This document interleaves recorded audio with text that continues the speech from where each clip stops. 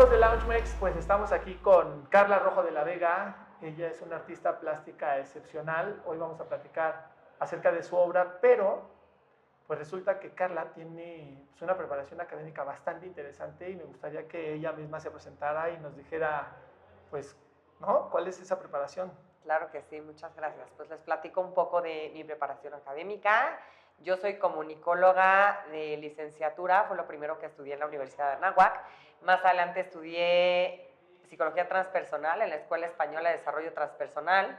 Finalmente una maestría en administración pública y pues bueno, así va un poco. Un poco, ¿cómo te diste tiempo para tantas actividades? Siento que siempre hay tiempo. La verdad es que no nos los damos o procrastinamos demasiado, pero cuando te das oportunidad de hacer lo que te apasiona, la verdad es que el tiempo se extiende y sí hay oportunidad de hacer lo que nos gusta, de retomar cosas que desde niños nos apasionaban. ¿Tú te veías de niña? ¿Cómo te veías de niña? ¿Cómo pensabas que ibas a hacer? Ay, no sé.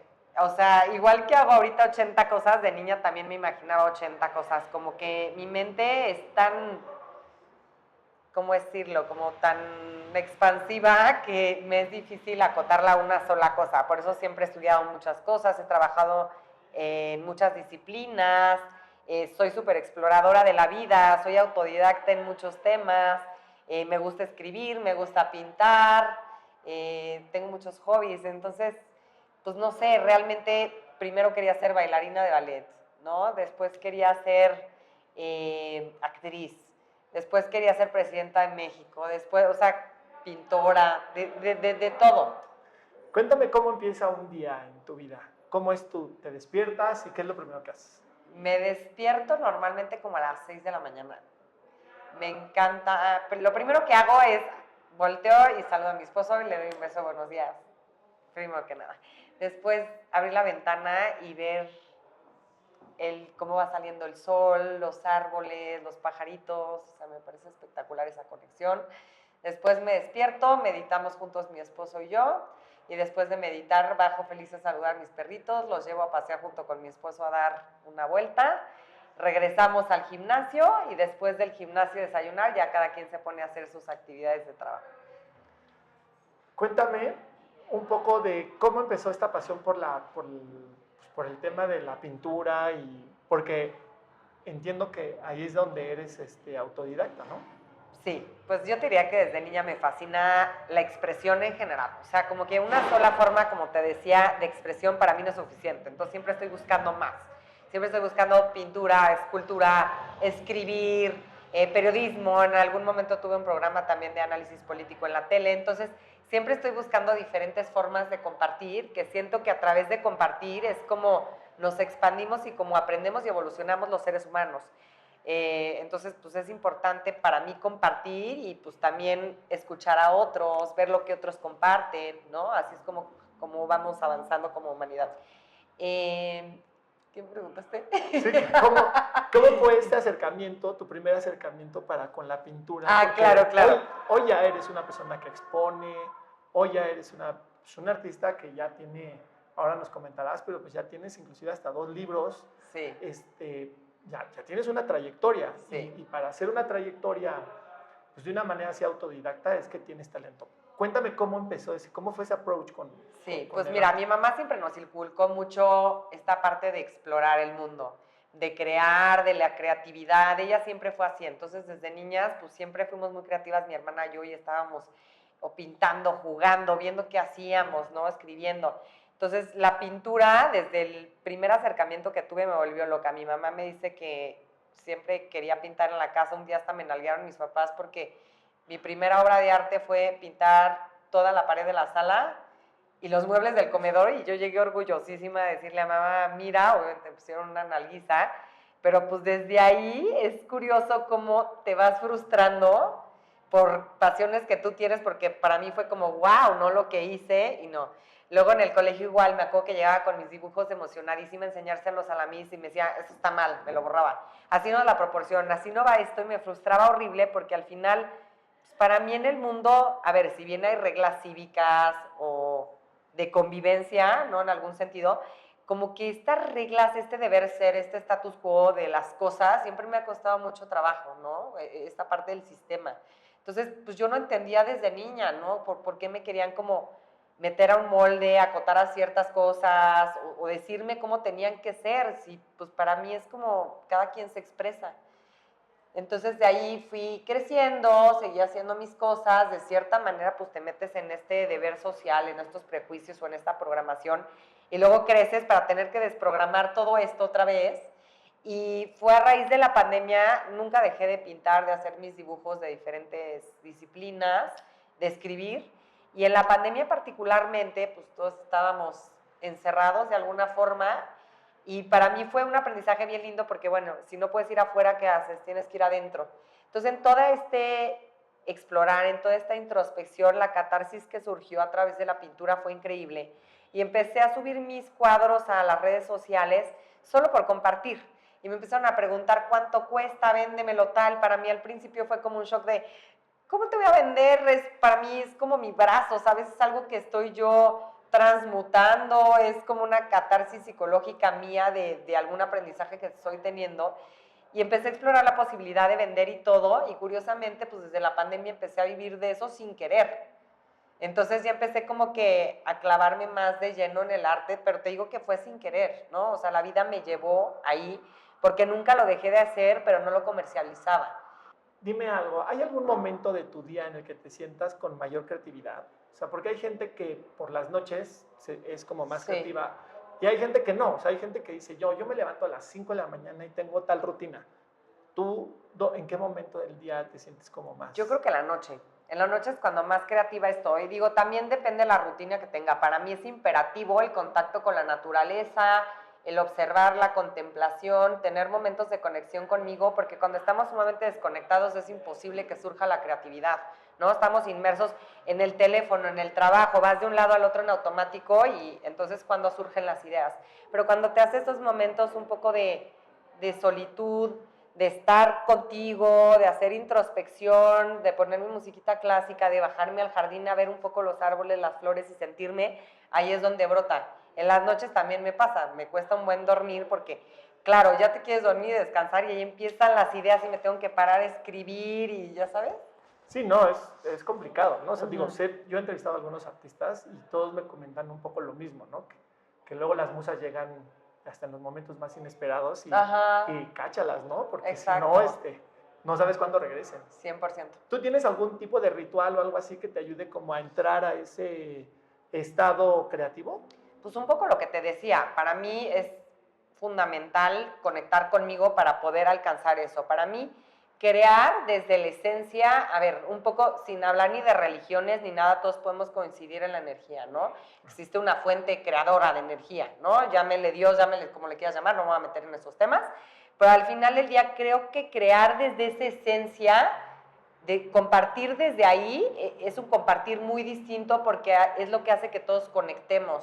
Entonces, para conectar con eso, pues tenemos que darnos ese espacio y ese tiempo, porque si no, pues no podemos. Como te decía, estamos en automático, inmersos en este sistema y es un poco imposible. Entonces, cuando te das ese espacio, ¿no? De reflexión, de conexión, de dar oportunidad y permitir que fluyan las ideas a través de ti, es entonces cuando solamente lo plasmas en un lienzo, ¿sabes? Es como si tú fueras un canal. Claro, y de tu canal salen, ¿no? Y salen Exactamente. estas creaciones. Sí. Te quería preguntar, ya un poco entrando a temas referentes pues este tema de las mujeres, ¿no? De este mes de marzo que es uno en donde se acentúa, porque no es que nada más en marzo, o sea, pero en marzo se acentúa, ¿no? Sí. Este tema del trabajo de las mujeres, la contribución de las mujeres en la sociedad actual, ¿no? Uh-huh. Y quisiera preguntarte, tú fuiste funcionaria pública también. Uh-huh. ¿Cuál ha sido tu mayor reto, ¿sí? Como mujer? ¿Has visto que en algún momento de tu vida, en alguna de tus carreras, has tenido algún tipo de rechazo, de decir, es que la voz de Carla no cuenta porque pues, es mujer? Claro, sí me pasó muchísimo. Y fue difícil porque tenía cargos directivos y pues bueno, en una dirección tomas muchas decisiones pero de pronto sí era frustrante porque la persona arriba de mí, sí me tocaron jefes muy misóginos, justamente que estabas en una junta y a lo mejor tenías la mejor idea en cuanto a la situación que se planteaba y como si no te escuchaba, ¿sabes? O sea, como le daba la palabra a alguien más, no me escuchaba y hasta todos en la junta se sacaban de onda y volteaban a ver como, ¿qué está pasando? Y todo el mundo me comentaba fuera de, ¿qué pasa con esta persona? Luego me pasó con otro jefe también que un día me mandó a llamar y me dijo, oye Carla, no puedes venir en falda a la oficina, pero te estoy hablando que iba con faldas abajo de la rodilla, bien, ¿no? Tampoco iba de minifalda ahí, o sea, pues al final era una cuestión profesional. Y yo decía, o sea, ¿cómo por? ¿No? O no puedes subir a tu Instagram tal cosa, porque yo no voy a competir contigo. Y yo, ¿desde cuándo estamos compitiendo si tú eres un secretario de Estado y yo soy una directora de comunicación, ¿no? Cosas así, o sea, sí era bastante incómodo y sí se notaba mucho que era más con las mujeres. Pero por otro lado también te diría que la competencia entre mujeres también era fuerte, porque no solo es con los hombres, o sea, las mujeres luego somos canijas entre las mujeres. Entonces ese era otro problema también. Cuéntame, ¿qué piensas de que pues ya hoy en día una mujer es la que gobierna ya un país, una potencia como lo es México? Creo que ese es un gran logro para Sin el duda. género. Cuéntame Mira, cuál es tu visión. para mí no es sorpresa, desde el primer libro que publiqué lo escribí, ¿no? De pronto tengo muchas visiones. O sea, como tú sabes, me encanta todo el mundo espiritual. Desde niña estudio alquimia, soy muy fiel seguidora de toda la cultura celta, druida. Entonces, con estas visiones, en el primer libro lo escribí, así como hablé de la pandemia, hablé también de una primera presidenta. Entonces, para mí no era una sorpresa, sabía que iba a ser ella desde mucho antes de que Andrés Manuel fuera presidente, pero fue la verdad una confirmación y una reafirmación muy, muy padre para mí porque sí creo que la energía femenina por mucho tiempo ha estado de cierta forma pues desbalanceada. Hoy creo que sigue desbalanceada para el otro lado un poco, ¿no? Se está tornando un poco agresivo el feminismo y no converjo con esa forma tan radical de llevarlo. Respeto que cada quien pueda llevar el feminismo como considere, pero no coincido, ¿no? Entonces, sí creo que era muy importante que esta balanza, en cuanto a oportunidades, a eso me refiero, empiece a balancearse otra vez. O sea, para mí tiene que ser presidente o estar en algún cargo importante, no una mujer o un hombre, sino la persona más capaz. Pero para que eso suceda, creo que era importante romper ese paradigma, porque nunca habíamos tenido, ¿en cuántos años, cuántos presidentes van a la historia de México? No habíamos tenido una presidenta. Claro. Es ilógico, ¿sabes? Es ilógico que en una religión solo existan sacerdotes hombres cuando la mujer es sacerdotisa natural, ¿sabes? O sea, sí existe todavía mucho machismo y mucho que los hombres ocupen estos lugares de poder. Entonces creo que Claudia, la presidenta, está haciendo un papel, para mi forma de verlo, increíble, importante. Creo que es una mujer preparada. Creo que a diferencia de otros, no me quiero meter mucho en política, pero tú me preguntaste. Creo que a diferencia de otros sexenios, o a pesar de lo que la gente puede opinar de Morena o no, es una mujer que ha hecho que converjan tanto el sector público, privado, ONG, sociedad civil, y creo que para que un país avance se tiene que dar esa sinergia, cosa que nunca antes lo había visto un presidente. ¿Qué le dirías a las nuevas generaciones de mujeres que están pues buscando o creyendo que pueden ser protagonistas en nuestra sociedad o en la materia en las que ellas se quieran desarrollar? Yo les diría que todo es posible, que siempre sueñen y sobre todo que accionen, que lleven a cabo sus sueños, porque creo que ese es el último nivel de aprendizaje del ser humano, el accionar, el vivir en congruencia con lo que estás diciendo, pensando y haciendo, que se atrevan. Pero sobre todo que en ese atreverse, tú hablas de un protagonismo, para mí, y creo que es importante decir este mensaje, en este empoderamiento de la mujer y lo que está sucediendo en la coyuntura global, que nunca nos olvidemos de co-crear, que nunca nos olvidemos de ir de la mano con los hombres porque solo así va a avanzar. Y creo que es importante incluirlos en esta lucha histórica por oportunidades iguales. Entonces, tanto en relaciones personales, tanto en relaciones laborales, en relaciones de amistad, en lo que quiera, siempre buscar seguir sus sueños, pero nunca perder de vista también esta co-creación y este hacer equipo con los hombres. Bien, esa respuesta fue muy buena. Oye, y pasando un poco, regresando un poco al tema artístico, viene Mako, está Ajá. Mako, para cuando lancemos este programa, Mako va a estar en boca de todos. Quiero saber qué opinión te merece este tipo de exposiciones, si le ves un valor a hacerlas, porque de repente los que no sabemos de arte vemos cosas que, pues, como no tenemos este nivel de cultura tan avanzado, no entendemos muy bien luego las obras que aparecen ahí, que mucha gente podría pensar, como yo, que una cuerda con un pedazo de petróleo no, Sí, es, una, no es una es obra de una arte. obra de arte. Mira, escucho muchísimo coincido contigo. Yo creo que no necesitas tener una cultura exacerbada para entender el arte. Yo creo que el arte es una cuestión de compartir desde la esencia, como te decía, y de conectar con la gente. Es una forma histórica de comunicar y de expresar, ¿no? Entonces siento que así es como se debe de ver. Lo que sí creo es que hay muchas obras, incluso, por ejemplo, tú vienes a mi exposición, ves los cuadros y tienes una opinión, es muy subjetivo. Pero cuando yo te cuento un poco de dónde viene, de dónde surgió la inspiración y qué estoy tratando de compartir, creo que ahí cambia un poco la experiencia y eso es lo que pasa. Si tú me hablas de esta obra del petróleo con la cuerda, quizá no hace sentido y la ves y estéticamente dices, ¿qué es esto? Pero a lo mejor si te explica todo el trip de lo que quiere representar el artista, a lo mejor dirías, está interesante. O a lo mejor no, se vale. Pero creo que hay una línea muy delgada ya en el arte en donde la gente puede conectar con esto que yo te decía, con esta esencia, con esta fuente creadora para compartir, o donde nada más quieres hacer algo que estéticamente se vea bien, porque eso quiere mucha gente hoy, ¿no? Ya no gastar tanto en arte, más bien comprar algo que se vea bien en su casa y es válido, y ya no importa todo lo que hay detrás, ya no importa esa conexión o lo que quiere transmitir el artista. Entonces hay como estas dos vertientes. Mako creo que un poco se ha enfocado también más esa parte de diseño. Y si bien creo que pone a México en un lugar importante internacionalmente, creo que los precios ya son exagerados, creo que ya se comercializa mucho el arte en un sentido pues no tan bueno, ¿no? Se pone de moda una pieza que a lo mejor pues ni siquiera tiene como tanto fondo, pero te decía estéticamente está padre, y sube y sube y sube, son millones de dólares y la gente ya paga un dineral por esas piezas y te das cuenta también del nivel de conciencia en el que está una sociedad a través de ese tipo de prácticas. Que es justo hacia donde yo iba, porque yo no entiendo esto del plátano con una cinta, un gaffer. No entiendo, no sé si es un movimiento de rebeldía o cuál sería el mensaje atrás de que Sí. una pieza de estas, si se le puede llamar pieza, tenga ese valor. Muchas veces sí son burlas o sátiras sociales de los mismos artistas, ¿no? De entender la conciencia colectiva y morirse de la risa de eso, lo cual es interesante también. Pero como te digo, en el mundo del arte como en la vida en general, hay de todo y es subjetivo. Y eso también es bonito porque podríamos juzgarlo, pero también creo que esa diversidad, esta pluralidad nos hace crecer como sociedad y nos nutre.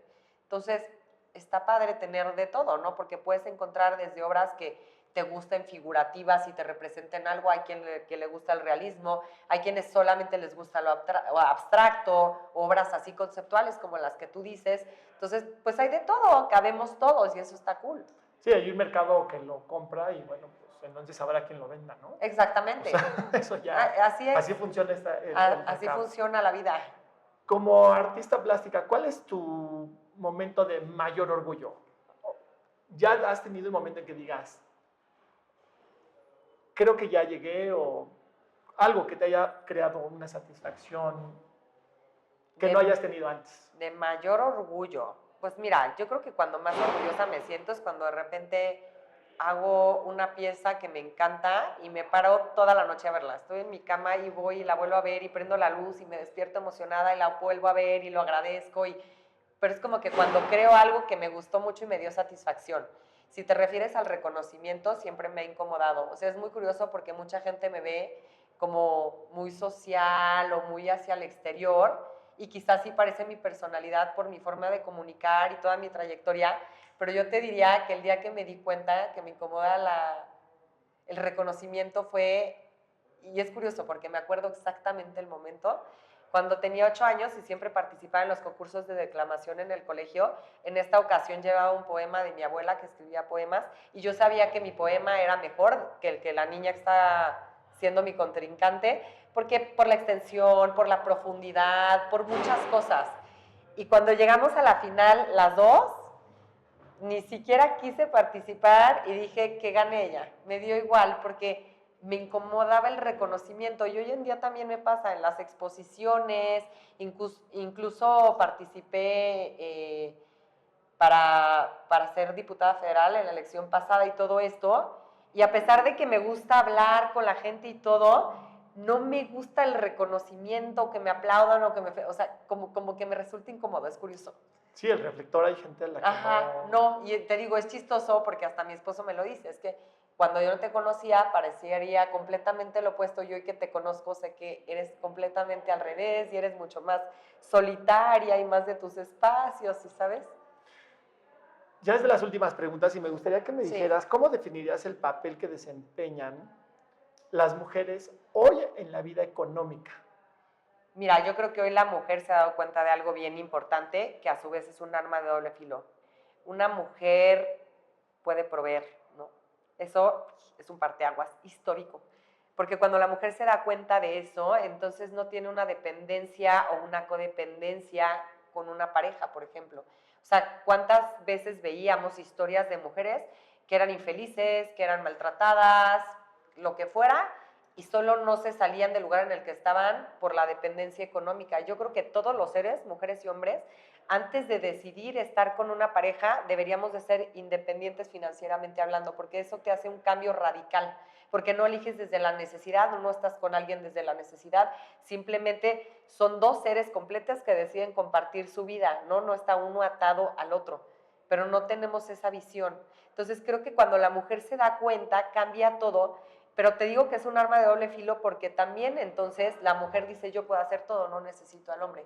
Yo puedo trabajar, yo puedo proveer, yo puedo todo, va. Y entonces también en este feminismo tan radical como se está manejando, creo que también el hombre se está quedando aparte. Y curiosamente la mayoría de las mujeres que ves empoderadas, en cargos importantes, empresarias, profesionistas exitosas, están solas y no pueden tener una relación en armonía con una pareja. O sea, no estoy diciendo que todas, pero si ves la parte generalizada, ¿no? De la presidenta, por ejemplo, no es un ejemplo de esto, ¿no? Tiene su pareja y se me hace padre que hagan ese ejemplo. Pero ves muchas empresarias, alcaldesas o diputadas o mandatarias de cualquier tipo y solas, ¿no? O escritoras o grandes pintoras y todas hablando del feminismo y sí, y todo, y de la igualdad, pero al final no logran coincidir con una pareja.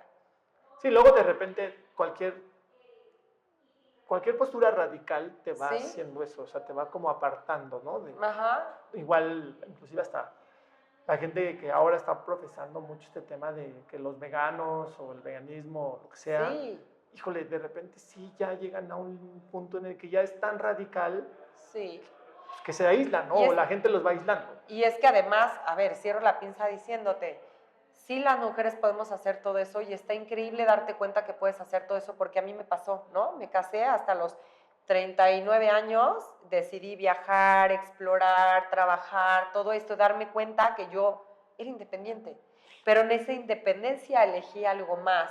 Y hoy en día, así como que me gusta trabajar, hacer mi pintura, escribir todo, también me encanta mi hogar y me encanta vivir esa energía femenina que es unificadora de la familia, que es contención para el hombre, que es creadora, que es muchas cosas porque es hermosa, pero siento que también necesitas vivir lo otro para querer eso, ¿sabes? Entonces, si bien está increíble que haya mujeres haciendo todo esto, también te das cuenta que hay hijos solos en sus casas y el rol de la mujer para maternar me parece fundamental para que todo este status quo que estamos buscando desde el feminismo se pueda alcanzar, porque entonces, ¿quién educa a esos niños? Digo, podrás tener a alguien que te ayude y tener ese privilegio y está increíble, pero no es lo mismo que una mamá. No, y no es la realidad de todos, ¿eh? O sea, también hay que ver eso, ¿no? O sea, no toda la gente tiene la oportunidad de tener alguien que pueda solventar, a ver, ¿no? y entiendo también que hay quienes necesitan salir a la calle a trabajar porque si no sus hijos no comen, pero me refiero más en el sentido de este rol de poder del que hablas, donde hay mujeres que también podían tener esa elección y deciden lo otro, lo cual está bien, ¿no?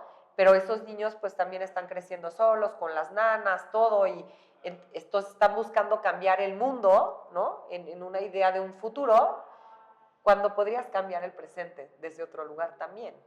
Por supuesto. Oye, para cerrar esta entrevista me gustaría que me platicaras. Ajá, Vas a lanzar tu segundo libro. así es. ¿Cómo se llama el primero? Se llama Lashbel. Ok. Y este que vas a presentar, ¿cómo se llama? Y cuéntanos un poquito de qué va. Sí. Lashbel se publicó hace 4 años con la editorial Granien Porrúa, se vende en todas las librerías, casi todas, ¿no? Gandhi, Péndulo, Sótano, etcétera, incluso Amazon. Y ahorita Luna Solar, ahorita se va, bueno, está publicado ya, obviamente por la misma editorial. El lanzamiento es la semana que entra, que pueden venir con nosotros a la presentación y firma del libro en la librería Libros en Monte Ararat.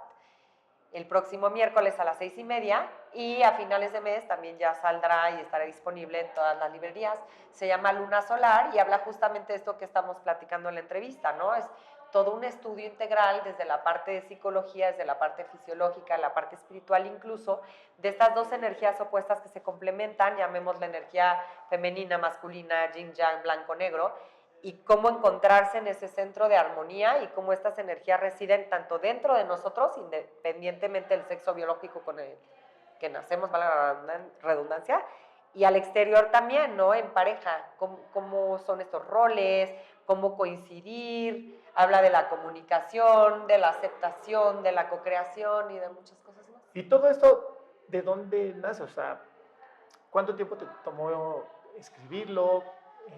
Pues ¿De bueno, dónde tomaste datos? O sea, ¿cómo fue yo creo este que, proceso? mira, mis procesos de escribir nunca son, me voy a sentar, voy a escribir un libro, voy a poner fecha para publicación, no, simplemente de los compilados de escritos que voy teniendo, voy haciendo toda esa recopilación de información, también buscando en otras fuentes para complementar, y te digo que es integral porque viene desde estudios, desde la parte científica que siempre me gusta que esté fundamentado, como la parte de la psicología, que es como todo esto mental, y desde la parte espiritual también. Y te digo integral porque si hablas solo lo espiritual, mucha gente lo ve muy abstracto, como no. Pero cuando haces esa conjunción, creo que esa idea integral de estas energías, que incluso también fue un trabajo hasta de artes marciales, o sea, estuve explorando el tai chi. Entonces fue como entender también la parte energética. Fue súper interesante. Yo creo que vamos a estar en la presentación, ¿verdad? ¿Sí me vas Por a invitar? supuesto, invitadísimo, ya te había dicho, claro. Gracias, Carla. Bueno, ¿algo más que quieras agregar a tu entrevista? Nada, muchísimas gracias por el tiempo, por el espacio y espero que la hayan disfrutado. Claro que sí, Carlita. Gracias. Gracias.